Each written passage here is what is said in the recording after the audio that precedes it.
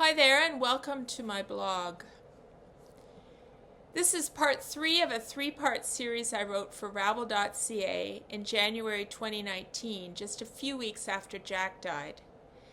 In January 2020, I won a Canadian Online Publishing Award for this series, giving me the confidence to begin writing more seriously. The law firm, Iler Campbell, where I was then a partner, had a monthly column called Pro Bono, a platform for the lawyers of the firm to write about legal issues. This was the first time any of us had taken a chance and written something personal. Thanks to the Rabble editors for publishing it and submitting it for a COPA. And many thanks to the COPA judges. I'm forever in your debt. Part 3 is called Medically Assisted Death in Canada, Reflections on the Process. On January 29th, rabble.ca published my summary of the status of medically assisted death in Canada from 1993 to the end of 2015, the time of my late husband Jack's cancer diagnosis. In the second installment on January 30th, I discussed how the end of Jack's initial treatment coincided with the introduction of medical assistance in death, or MAID, legislation in Canada. I then picked up the story again in 2018 when Jack's cancer advanced to his brain and then, in September 2018, to his spinal fluid. On November 15th, 2018, Jack awoke and said to me, "I'm ready." I knew what he meant. Then he asked me if I'd be okay, and I said, "Of course." Death was inevitable anyway, and ending the suffering was clearly the best option for him and for me. I went into planning mode with two niggling fears. Would he pass the capacity test? And how would his kids feel about this? We gathered his two Canadian children that night, and despite his best efforts, he couldn't really express his intention. I took over. They were shaken, but ultimately fine. They had seen him lots in the last few weeks and knew that it would be the best outcome. His daughter Alexa contacted her half-brothers in Europe, and they too were very open. One commented, "It's like science fiction." And Alexa likened it to a C-section when you get to set a date for a birth. Both European sons said they wanted to be present, so we scheduled MAID for November 19th, allowing them a day or two to travel. Jack also wanted his sister in Toronto and his uncle in Barrie to attend. I had to tell them both and invite them to the event. Needless to say, November 19 was a weird day. I asked everyone to give us the morning alone. No support workers, no kids, no one. Jack slept on and off all morning in his man cave basement, complete with smoking room, beer tap, 52-inch flat screen, toilet, and more recently, hospital bed. While I sat in the chair beside him watching Netflix. This was a pretty standard morning. From time to time, I'd crawl into bed with him, and we'd have a few words together about how lucky we'd been to find one another. He drank a smoothie and ate a little Jell-O. Just a standard day. Around noon, people started to gather. By 5 p.m., there were 9 of us plus Jack and our 2 dogs in the basement. My own gang were gathered next door to support me after he was dead. Funny thing about knowing death is happening, I had called the funeral home that morning to give them a heads up that there would likely be a body later. As Jack's power of attorney, I ran to the bank to deposit checks into his business account because I knew technically I should not have access to the account after he died. And at 5 p.m., Jack got really alert and started to say things I'd hoped he could say, but wasn't sure he'd have the ability. He had a conversation with each of his people, not long, but just enough to say what he needed to. We had many toasts, Jack, double G&T, the rest of his Prosecco. Jack and I sat holding hands with the dogs between us on the bed. It was the most intense time I've ever experienced. At 5:45, with the doctor scheduled to arrive at 6, Jack went back to sleep. His son and I had seen him hallucinating a little earlier. I was panicked. Had the gin compromised his capacity too far? Would he pass the test? Was this all for naught? Dr. Ed Weiss arrived a little past 6. He greeted Jack warmly and respectfully. He introduced himself to everyone else. He was invisible in the room in many ways, yet clearly the one with the lead role in this drama. He politely asked us all to leave the basement so he could have a quiet moment with Jack, who'd awakened thankfully. We were all nervous. We went upstairs to the kitchen, but were called back very shortly. All systems were go, said Ed. We gathered around Jack. I was sitting on the end of the bed with his legs across mine. Everyone else was around, although frankly for me, the room contained just Jack, Ed, and me.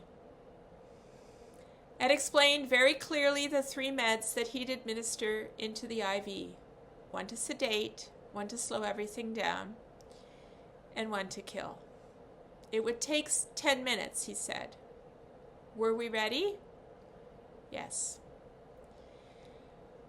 As the first med was going in, Jack pulled me close. I was lying with my right ear over his heart, with his arm around my back. All I could see was Jack's other arm with the IV line, and Ed flushing the line and changing the meds.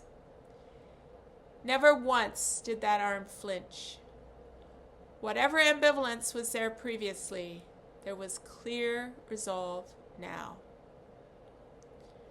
I heard Jack's breathing stop, and then his heart. A moment or 2 passed, and Ed pronounced him dead. I think it was about 6:45. I lay there a bit longer. Jack's arm was still warm on my back. I don't know whether other people were talking. I doubt it. I got up slowly and looked at Jack's body. He was no longer suffering. MAID is still new in Canada, and relatively few people have had direct experience. Let me make a few observations from my own. First point. Following Jack's death, Ed contacted the coroner's office by phone, and during the course of that call, I had to speak too, to confirm that all had gone according to plan. This before the body could be released. Although the process is legal, there is clearly still some reluctance to accept it. Or perhaps this is an important safeguard. It's unclear to me. Second point. The funeral home had not dealt with MAID before. By calling in advance to give them notice of an impending death, I threw their internal system into a tailspin. I was later told this resulted in a brief time the next day when they weren't sure whether they had or didn't have Jack's body.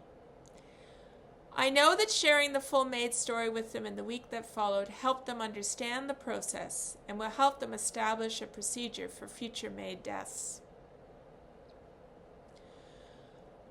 Point 3.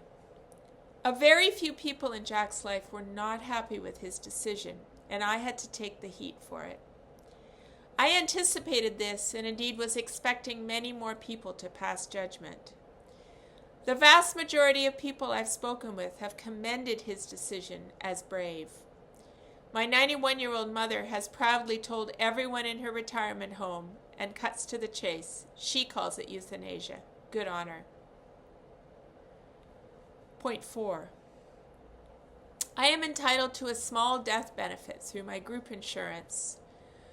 The form to apply for the benefit does not include an option for MAID. I ticked natural under cause of death, and in the interests of full disclosure, wrote MAID beside it. That led to an investigation and a delay in them advancing funds. On the one hand, I'm pleased to be able to help educate them so that future beneficiaries do not encounter this. On the other hand, I'm annoyed to be a guinea pig, given that the legislation is now 18 months old. Fifth point. At the celebration of Jack's life, where both Jack's daughter Alexa and I spoke about MAID, many in the room were surprised to learn that it is an option. I have vowed to help educate people. There's no need for needless suffering. And help people understand why the current legislation is too restrictive. In December 2016, the federal government asked the Council of Canadian Academics to undertake reviews of 3 topics related to MAID: requests by mature minors, requests where mental health issues are the underlying medical condition, and, of particular interest to me, advance requests. The CCA, as it's called, released their reports in December of 2018. The working group reviewed experiences of other jurisdictions and identified possible safeguards that could work to ensure that people do not end up receiving MAID against their wishes. The primary challenge of allowing advance requests. I hope that these reports bring the issue to the fore again, and I urge the Trudeau government to make it a priority to expand the right in a way that is sensitive to the concerns about administering MAID against patients' wishes. I am very grateful to Jack for being clear with me that I could be public about the manner of his death. People need to understand what the current option is and its significant limitation regarding capacity. Jack very nearly lost his right to a humane death with failing capacity. It's a needless and inhumane stress on patients and their families. If you'd like to read more about Jack's remarkable life and death, please see his obituary, which is linked to this blog on today's website. Thank you for listening.